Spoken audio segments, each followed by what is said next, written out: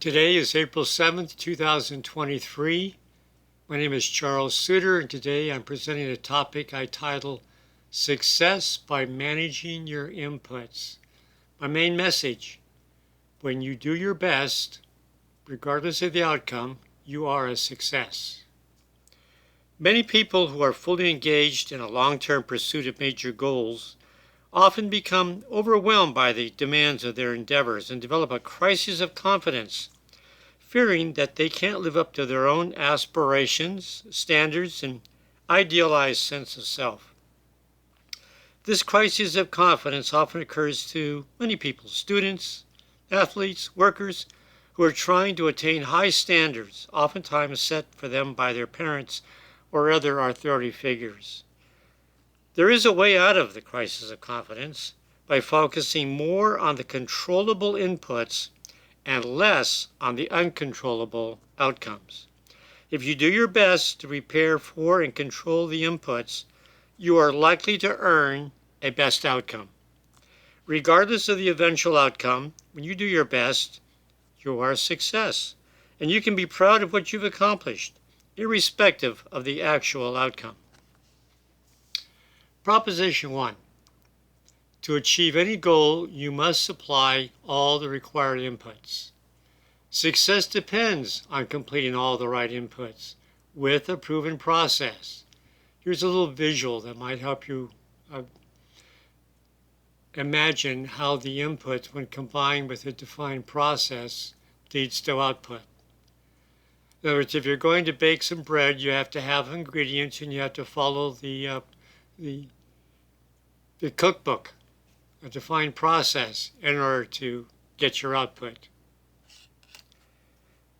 Before I offer some remedies to a crisis of confidence, let me explain why control over the inputs to a goal is important. First, every outcome is the result of inputs that are combined in a defined way that converts those inputs to outputs. Every goal or desired outcome is a product of inputs in a process. One can only reap a harvest if seeds are planted and the garden is tended properly. All conditions for a given outcome must be present for success. Missing one or two inputs put together improperly, and you do not have the outcome that you want. The essential point in achieving success is knowing you can control the most important inputs to any goal before you start. Proposition 2. Choose your goals wisely, those goals whose inputs you can control. Because unless you can control the inputs to a goal, it'd be best to scale back your aspirations. Again, here is another visual. This pie chart shows all the inputs that are required to achieve a desired outcome. The white portion here is what a person can control, and the shaded portion here is the uncontrollable portions or even unknown inputs that are required that may not be known up front. The more white of the pie, the better your chances of success, and likewise, the larger the shaded area, the greater the risk of failure. To achieve any goal, you must be capable of providing all the necessary inputs demanded of that goal. To avoid burnout, you must correctly size your aspirations to fit your resources of time and energy, and perhaps skill level. If your resources and skills are limited, then you're not ready to tackle some goals until you are. Pick right-sized goals, those that fit your readiness to create the required inputs.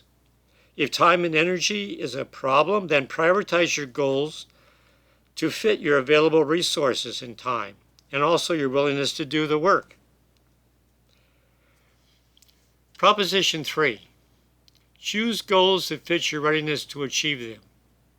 If you and when you become overwhelmed by too many goals, your only recourse is to prioritize to a few of the most important.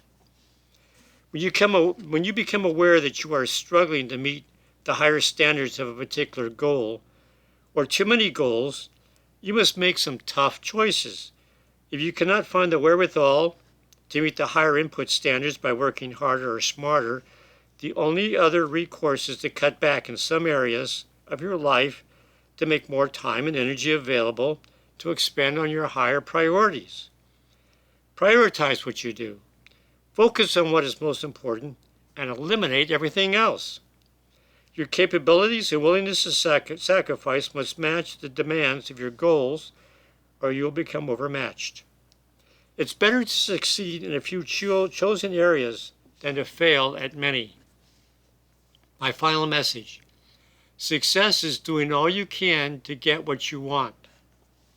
Many people get to the point of feeling overwhelmed by the demands of their responsibilities. Most often, these competing demands on one's time are just temporary, and they too shall pass. As you work your way through tough times, you must remind yourself that you too can be tough. As you bear down to meet the challenges of your situation, and as you continue to do your best, never forget that when you've done your best, providing all the inputs you can control, you are automatically a success. Now, since you can only control what you can control, you must accept that some outcomes outside your control maybe just weren't meant to be. So accept the reality of your situation and take solace in knowing that you did do your best. Oftentimes when you do your best, everything turns out for the best. That's all for now. Remember to stay positive. You'll be happier, healthier, and live longer.